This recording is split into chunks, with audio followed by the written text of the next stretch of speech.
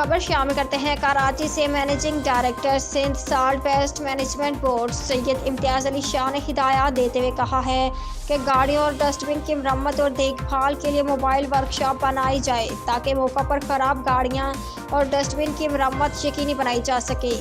انہوں نے یہ بات ضلع جنوبی کے تفصیلی دورے کے موقع پر کہی۔ اس موقع پر executive director Tariq Nizamani, Chinese companies کے عہدیداران کے علاوہ متعلقہ افسران موجود تھے۔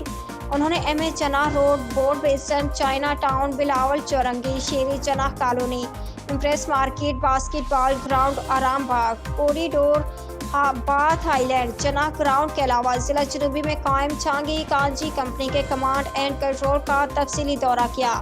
مینیجنگ ڈائریکٹر نے تمام متعلقہ کمپنیز کو ہدایت کی ہے کہ خستہ حال کچرے دان کو فوری تبدیل کریں اور جہاں سے کچرے دان چوری ہونے کی شکایات مل رہی ہے اس مسئلے کے حل کے لیے حکمت عملی مرتب دیں۔ انہوں نے مزید کہا کہ کچرا اٹھانے کے مجموعی آپریشن کی کارکردگی بہتر بنانے کی ضرورت ہے۔ شہر کو صاف ستھرا کر کے شہریوں کو ریلیف فراہم کرنے کے لیے جلد از جلد اقدامات کریں۔ گزشتہ روز تمام نجی کمپنیز کو گشت، شکایتی سیل اور ورکشاپ بنانے کے لیے 2 گاڑیاں مختص کرنے کی ہدایت کر دی ہے، جس پر انہوں نے فوری عمل درآمد کی ہدایات کی۔ انہوں نے مزید کہا کہ تمام اقدامات کا مقصد عوامی آگاہی اور سہولت فراہم کرنا ترجیح ہے۔